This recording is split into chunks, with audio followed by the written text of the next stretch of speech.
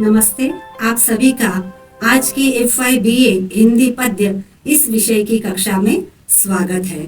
आज हम साथी दुख से घबराता है गोपाल दास सक्सेना नीरज द्वारा लिखित कविता का स्पष्टीकरण यहाँ पर करेंगे और इस साथ ही साथ टूटा पहिया धर्मवीर भारती द्वारा लिखित कविता का भी स्पष्टीकरण यहाँ करेंगे।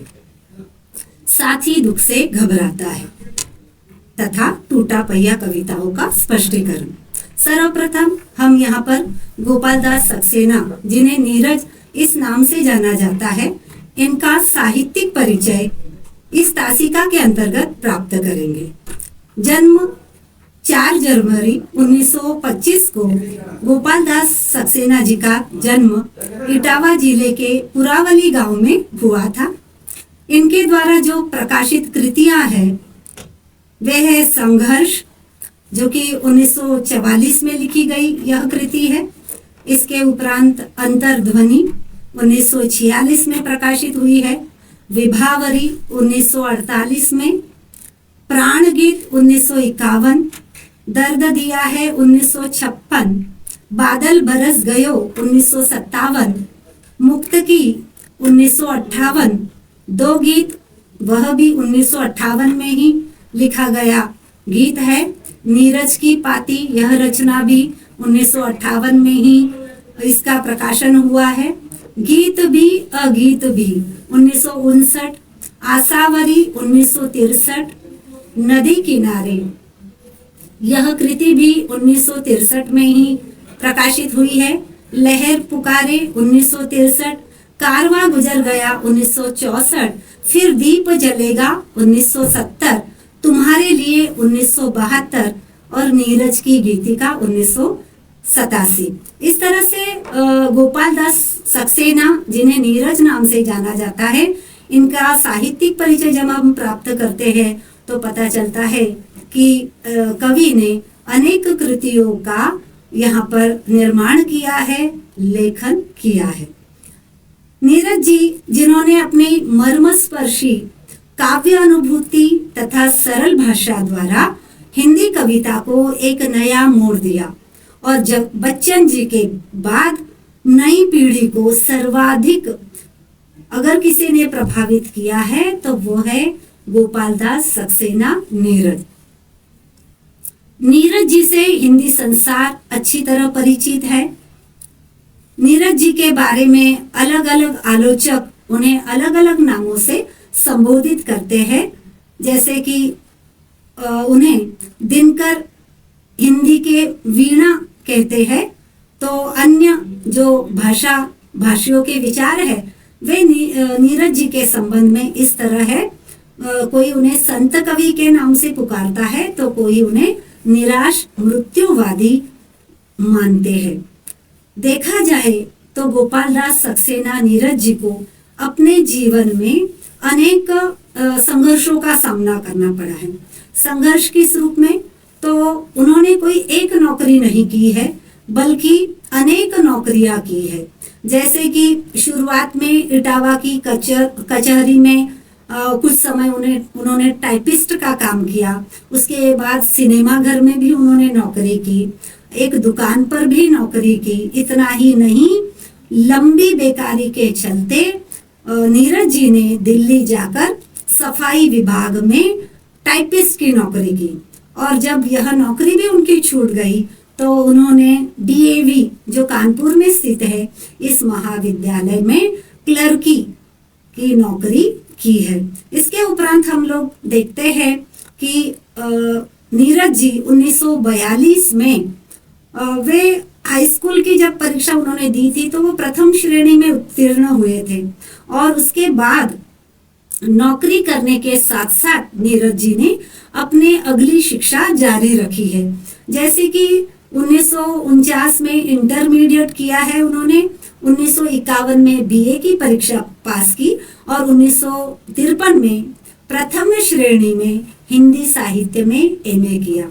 इस तरह से अपने जीवन में अनेक समस्याओं को झेलते हुए आगे चलकर नीरज जी ने कॉलेज मेरठ में हिंदी प्रवक्ता के पद पर भी कुछ समय तक अध्यापन का कार्य किया और किसी कारणवश उन्हें वहां से स्वयं ही उन्होंने इस्तीफा दे दिया और आगे चलकर अलीगढ़ के धर्म समाज कॉलेज में उन्होंने हिंदी विभाग के प्राध्यापक पद पर वे नियुक्त हुए हैं।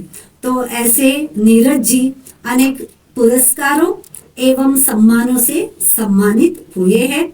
जैसे इन पुरस्कारों में प्रमुख है विश्व उर्दू परिषद पुरस्कार, पद्मश्री सम्मान जो कि 1951 में प्राप्त हुआ है, भारत सरकार यश भारती एवं 1 लाख रुपए का पुरस्कार 1994 में उत्तर प्रदेश हिंदी संस्थान लखनऊ द्वारा पद्म भूषण सम्मान 2007 में इन्हें प्राप्त हुआ है। भारत सरकार फिल्म फेयर पुरस्कार, नीरज जी को यह पुरस्कार फिल्म जगत में सर्वश्रेष्ठ गीत लेखन के लिए 1970 के दशक में लगातार 3 बार यह पुरस्कार दिया गया है और उनके द्वारा जो लिखे गए गीत है वे गीत आप सभी हम सभी उन गीतों से परिचित है। जैसे उनके द्वारा लिखा गया गीत है काल का पहिया घूमे रे भैया। यह गीत जिस फिल्म में फरमाया गया है वह फिल्म है चंदा और बिजली। ठीक उसी तरह से यह 1970 की फिल्म है। 1971 की जो फिल्म है उस फिल्म का नाम है पहचान और उस फिल्म का गीत है बस यही अपराध मैं हर बार करता हूँ, आदमी हूँ आदमी से प्यार करता हूँ। तो इस तरह का गीत उन्होंने इस फिल्म के लिए लिखा था। और एक बहुत ही प्रसिद्ध ऐसा गीत है जिस फिल्म में वह गीत फरमाया गया है, उस फिल्म का नाम है मेरा नाम जोकर। और यह फिल्म 1972 में जो है प्रस्तुत की गई थी और फिल्म में फरमाया गीत इस तरह है, ए भाई जरा देख के चलो। ये जो गीत है वह ये सभी गीत नीरज द्वारा लिखित है और इसीलिए नीरज जी न केवल हिंदी साहित्य में अपना महत्वपूर्ण स्थान रखते हैं बल्कि फिल्म जगत में गीतकार के रूप में भी इनकी एक अलग पहचान मानी जा सकती है। और ऐसे नीरज जी का जो देहांत है वो 19 जुलाई 2018 को हुआ है। इसके आगे चलते हैं। जिस कविता को जिस गीत को हम यहाँ लेने जा रहे वह है साथी दुख से घबराता है। सर्वप्रथम हम इसका वाचन कर लेते हैं। दुख ही कठिन मुक्ति का बंधन, दुख ही प्रबल परीक्षा का क्षण, दुख से हार गया जो मानव वह क्या मानव कहलाता है, साथी दुख से घबराता है। जीवन के लंबे पथ पर जब सुख दुख चलते साथ साथ तब सुख पीछे रह जाया करता, दुख ही मंजिल तक जाता है, साथी दुख से घबराता है। दुख जीवन में करता हलचल वह मन की दुर्बलता केवल, दुख को यदि दुख मान न तू तो दुख ही फिर सुख बन जाता है, साथी दुख से घबराता है। पथ में शूल बिछे तो क्या चल, पथ में आग जली तो क्या जल, जलती ज्वाला में जलकर ही लोहा लाल निकल आता है, साथी दुख से घबराता है। धन्यवाद दे उसको जिसने दिए तुझे दुख के तो सपने, एक समय है जब सुख ही क्या दुख भी साथ न दे पाता है, साथी दुख से घबराता है। अब हम इस कविता का स्पष्टीकरण करेंगे। बहुत ही अच्छी कविता है। यह कविता मनुष्य को शाश्वत सत्य दुख का चित्रण इस सकारात्मक ढंग से इस गीत के माध्यम से कवि गीतकार नीरज जी ने यहाँ किया है। कवि कहना चाहते हैं दुख ही कठिन मुक्ति का बंधन, या मतलब दुख जो है वो कठिन परिस्थितियां होती है। जब मनुष्य के जीवन में दुख आता है, हमारे घर में कोई अचानक किसी का चल बसना कहिए या कोई किसी का अचानक दुर्घटना ग्रस्त हो जाना, ये सभी दुख ही है। दुख ही प्रबल परीक्षा का क्षण। लेकिन अगर ऐसी स्थितियां आती भी है तो मनुष्य को क्या करना चाहिए? परीक्षा देनी चाहिए, क्योंकि यह दुख मनुष्य के जीवन में इसीलिए आते हैं कि मनुष्य इन दुखों में परीक्षा के क्षण में भी अटल या अडिग बना रहे। दुख से हार गया जो मानव, वह क्या मानव कहलाता है, साथ ही दुख से घबराता है। कवि नीरज कहते हैं कि वह मानव क्या मानव है जो दुख से घबरा गया। बल्कि दुख से हार नहीं माननी चाहिए। मनुष्य के जीवन में सुख के साथ दुख आता ही है, इसलिए दुख की स्थितियों में भी, परीक्षा के क्षणों में भी हमें उसका मुंह तोड़ जवाब देना चाहिए, उन समस्याओं को हल करना चाहिए। जीवन के लंबे पथ पर जब मनुष्य का जीवन हम बता नहीं सकते हैं, लेकिन साधारण रूप से 70-80 तक मनुष्य जीवित रह सकता है अगर वह स्वस्थ है। तो लंबा जीवन है, हमारा जीवन रूपी पथ लंबा है। सुख दुख चलते साथ साथ तक, और ये धूप छाव की तरह है। सुख दुख मनुष्य के जीवन में धूप छाव की तरह है। आप देखिए प्रकृति में कभी धूप है तो कभी छाव है, ऐसा नहीं हुआ कि लगातार धूप ही है। जैसे प्रकृति में परिवर्तन होता है, ठीक वैसे ही मानव जीवन में परिवर्तन होता है। सुख पीछे रह जाया करता, दुख ही मंजिल तक जाता है। सुख क्या है कि पीछे रह जाता है। मनुष्य सुख के क्षणों को ऐसे बोलकर नहीं बताता कि अरे मैं बहुत सुखी हूँ, लेकिन जैसे ही उसके जीवन में कुछ छोटे मोटे घटनाएं हुई तो उसे ऐसा लगता है कि जैसे वही सबसे दुखी है इस संसार में, सभी प्राणी सुखी है। तो ऐसा बिल्कुल नहीं होता है। इसीलिए कवि ऐसा लिखते हैं कि सुख पीछे रह जाया करता, दुख ही मंजिल तक जाता है। मतलब हम सुख की अनुभूति का वर्णन वैसा नहीं करते या सुख का उतना किसी के सामने वर्णन नहीं करते, लेकिन दुख को निश्चित रूप से बताते हैं। साथ ही दुख से घबराता है। इस तरह से प्रश्न कवि हमारे सामने करते हैं कि भाई तुम क्यों दुख से घबरा रहे हो।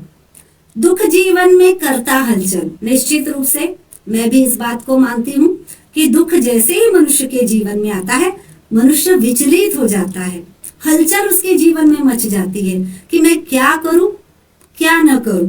वह मन की दुर्बलता केवल। कवि आगे कहते कि ये दुर्बलता है मन की कि मैं क्या करूं क्या न करूं। दुख को यदि दुख मान न तू, तो अगर हम दुख को ही दुख नहीं मानते, दुख ही फिर सुख बन जाता है। तो निश्चित रूप से मानिए, आप जब अन्य के दुखों को देखते हैं तो आपको ऐसा लगता है कि मैं दुखी नहीं हूं भैया, मेरे आसपास तो लोग इससे भी ज्यादा कई गुना दुखी है। तो अपने आप हमारा दुख सुख में परिवर्तित हो जाता है। साथ ही दुख से घबराता है। और इस तरह से कवि प्रश्न करते हैं कि साथी तू दुख से क्यों घबरा रहा है। पथ में शूल बिछे तो क्या चल। शूल से तात्पर्य है कांटे, रुकावटें। तो हमारे जीवन रूपी पथ पर चाहे कितनी ही रुकावटें आए, कितने ही कांटे बिछ जाए, फिर भी हमें चलते रहना चाहिए। उन समस्याओं का, उन मुसीबतों का डटकर मुकाबला करना चाहिए। पथ में आग जली तो क्या जलती है भाई पथ में, वही जल से तात्पर्य है।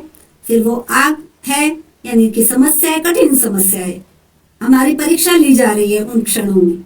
जलती ज्वाला में जलकर ही लोहा लाल निकल आता है। लोहे को जितना तपाते जाइए तो उतना वो लाल बनता जाता है, उसका असली रूप वह दिखाता है। वैसे ही दुख के क्षणों में मनुष्य का वास्तविक रूप दिखता है। दुख के क्षणों में जो व्यक्ति आपकी सहायता करता है, समझिए वो आपका प्रिय मित्र है, साथ ही दुख से घबराता है। और इस तरह से कवि आगे कहते हैं कि साथी दुख से क्यों घबरा रहे हो तुम। धन्यवाद दे उसको जिसने दिए तुझे दुख के तो सपने। हमें उस परमात्मा को कहिए, मैं तो हमेशा ऐसा कहती हूँ, या जिसने भी दिए, परमात्मा ने दिए नहीं तो किसी व्यक्ति के द्वारा आपको अगर दुख मिल रहा है तो मुझे ऐसा कभी कभी कहना है, और मैं भी ऐसा मानकर चलती हूँ। तो ठीक है ना भाई, दुख तो कभी कभी हमें धन्यवाद देना चाहिए कि हमारे जीवन में कुछ दुख आया, तो तब हमें सामने वाले व्यक्ति का दुख हम समझ सकते हैं। अगर हमारे जीवन में सुख ही सुख रहा तो हम सामने वाले के दुख को मानते ही नहीं हैं। तो जब हमारे जीवन में दुख आता है या कोई अन्य हमें दुख देता है तो उसे हमें धन्यवाद देना चाहिए कि हम उस दुख में से कैसे निकल पा रहे हैं, कैसे उसका मुकाबला कर रहे हैं। उस ऐसी सहन शक्ति हम में जब आती है तभी व्यक्ति उस लोहे की तरह निखरता है तप कर। एक समय है जब सुख ही क्या दुख भी साथ न दे पाता है, मतलब सुख और दुख साथ साथ चलते हैं। अत्यधिक खुश होना, आनंदित होना ये भी सही नहीं है, अत्यधिक दुख व्यक्त करना ये भी सही नहीं है। जो व्यक्ति सुख और दुख दोनों में समतोल बना पाता है वही व्यक्ति असली व्यक्ति कहलाता है। साथी दुख से घबराता है और इस तरह से कवि कहते हैं कि साथी दुख से मत घबराओ। तो इस तरह से इस गीत के माध्यम से हमें यह संदेश दिया गया है कि आप छात्रों के लिए भी, हर मनुष्य के लिए यह संदेश दिया गया है कि हमारे जीवन में कोई भी समस्या क्यों ना आए, लेकिन उससे घबराना नहीं चाहिए, क्योंकि रात के बाद दिन जैसे आता है, दिन का उदय होता है, वैसे ही सुख के बाद दुख आता है। इसके उपरांत अब हम अगली जो हमारा गीत है, कविता है, वो धर्मवीर भारती द्वारा लिखित ये गीत है जिसका शीर्षक है टूटा पहिया।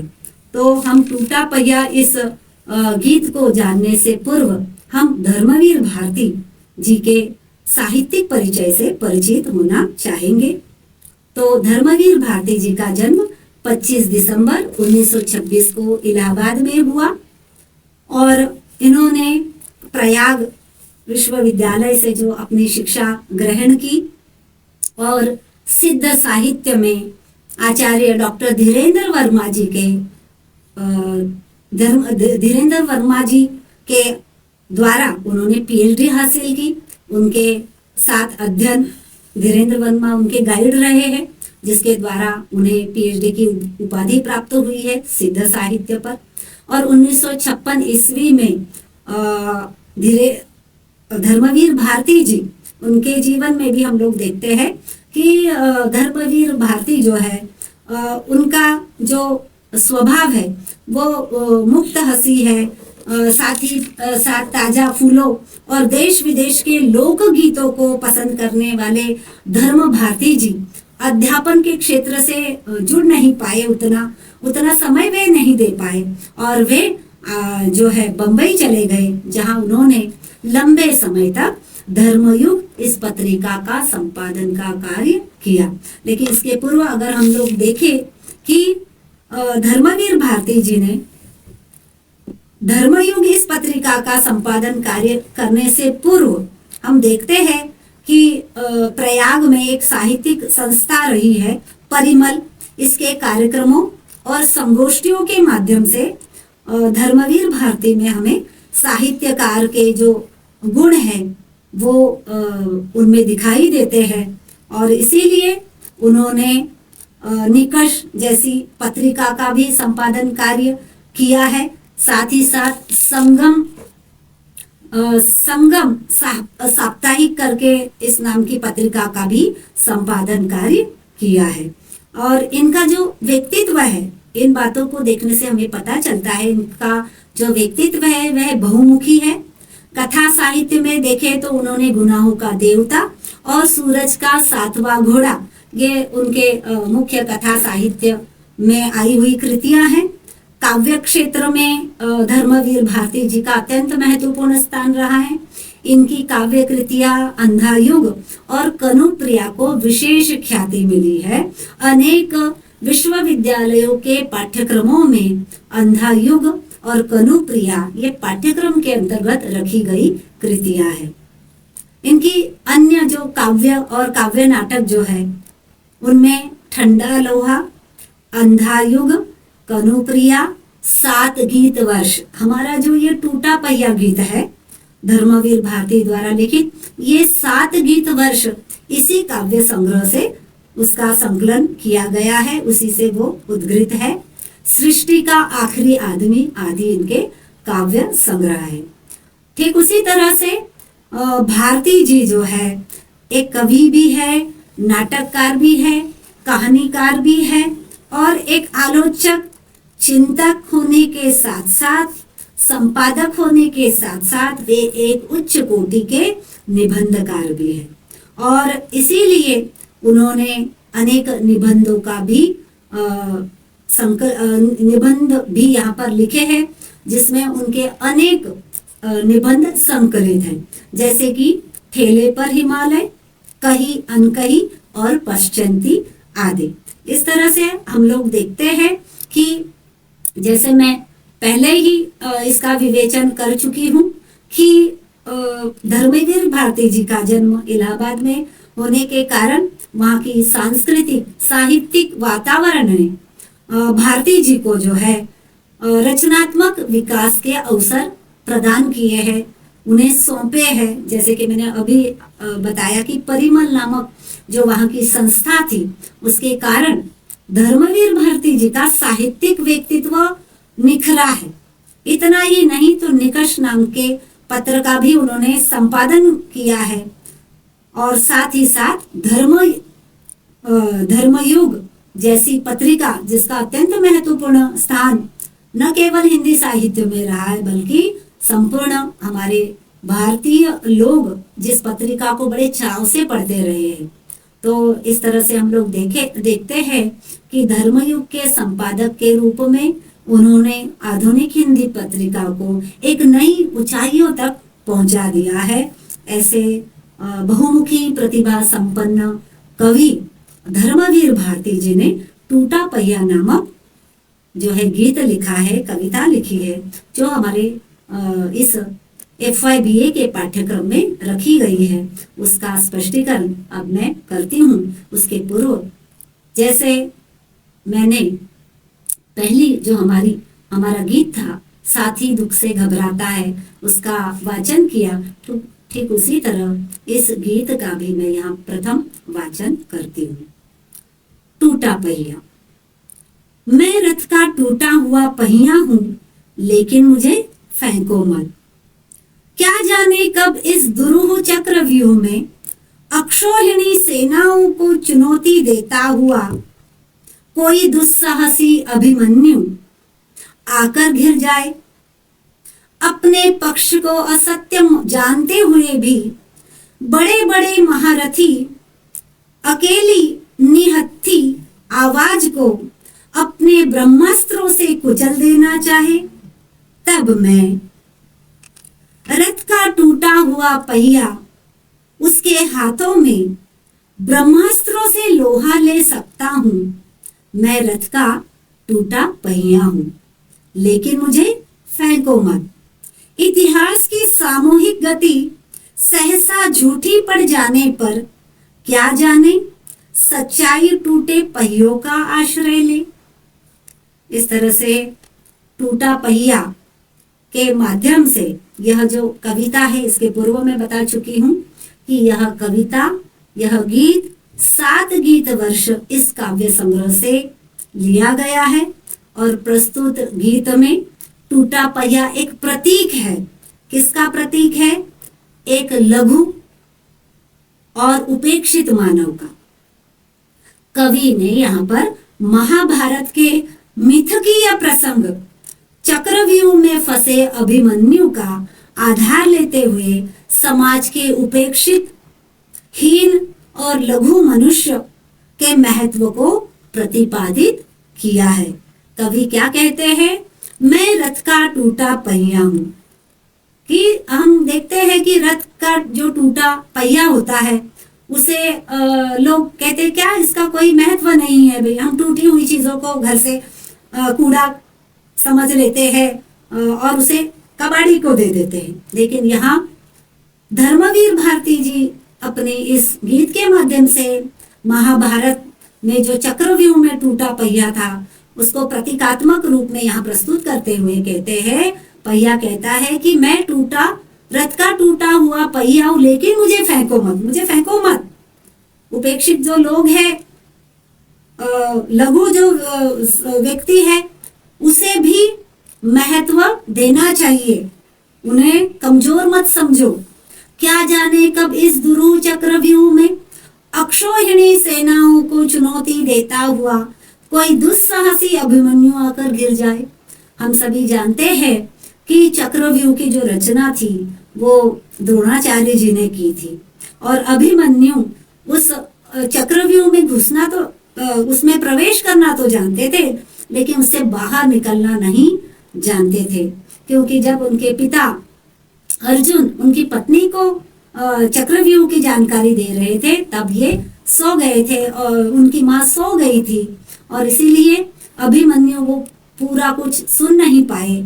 और इस चक्रव्यूह की जब रचना की गई तो उसमें जो है अर्जुन वहां नहीं थे, इसलिए उस चक्रव्यूह में अभिमन्यु को जाना पड़ा और बाहर जो है जयद्रथ जो है वो खड़े थे और उन्होंने जो है किसी को भी उस चक्रव्यूह में अंदर जाने से उन्होंने सभी को रोका और उन सभी पांडवों को, जयद्रथ ने सभी पांडवों को बाहर ही रखा। और उसमें जो चक्रव्यूह में 7 रथी महारथी थे कौरवों के और बाहर बहुत बड़ी सेना वहां मौजूद थी, इसलिए कहा गया अक्षौहिणी सेनाओं को चुनौती देता। तो इतनी बड़ी सेना के सामने ये छोटा बालक मात्र 16-17 वर्ष का अभिमन्यु वो चुनौती दे उसको, सभी सेना उसको चुनौती दे रही है और उसका वो सामना करता है। वो उस टूटे हुए पहिए के सहारे क्यों ना हो लड़ता है और काफी समय तक सभी को जो है अपनी दूसरी सेना से, पांडवों की सेना से बचाए रखने का प्रयास करता है। लेकिन एक बालक कितने समय तक कर सकता है? और उन रथी महारथियों में कोई छोटे व्यक्ति नहीं थे, बड़े बड़े रथी महारथी थे। स्वयं गुरु द्रोणाचार्य जी थे, कर्ण थे, कृपाचार्य जी थे, अश्वत्थामा थे, शल्य थे और भूरिश्रवा थे। और ऐसी स्थिति में हम लोग देखते हैं कि जीवन में पता नहीं कोई टूटा हुआ पहिया मनुष्य के जीवन में कब उसका महत्व आ जाए, पता नहीं। कोई जिस व्यक्ति को हम छोटा व्यक्ति समझ रहे हैं, ये क्या मेरा काम करेगा, क्या मेरे लिए किसी समय काम में आएगा, वो व्यक्ति भी कभी हमारी सहायता कर सकता है। ये उदाहरण हमें इस गीत के माध्यम से देखने को मिलता है कि अभिमन्यु ने इतनी बड़ी सेना के सामने चुनौती दी और साहस के साथ जो है वो लड़ता रहा और बाद में वीर गति को प्राप्त हो गया। अपने पक्ष को असत्य जानते हुए बड़े बड़े महारथी, मतलब पता था उन्हें कि जो बड़े बड़े महारथी अभिमन्यु के साथ जो है वहां युद्ध कर रहे थे, उन्हें पता था कि हमारा पक्ष असत्य है, लेकिन फिर भी उन्होंने उस अकेली निहत्ती आवाज को अपने ब्रह्मास्त्रों से कुचल देना चाहे तब में टूटा हुआ पहिया कहता है कि जब अभिमन्यु जैसा कोई निहत्ती आवाज अकेली हो तब मैं वहां पर उसके लिए कुछ समय के लिए क्यों ना हो सहायता दे सकता हूँ, इसीलिए मुझे फेंको मत। रथ का टूटा हुआ पहिया उसके हाथों में, ब्रह्मास्त्रों से लोहा ले सकता हूँ मैं रथ का टूटा पहिया। मतलब वहां ब्रह्मास्त्र जैसे हो तो वहां पर भी ये टूटा पहिया कुछ समय के लिए क्यों ना हो लड़ सकता है और जो है अपने अन्य लोगों की सहायता कर सकता है।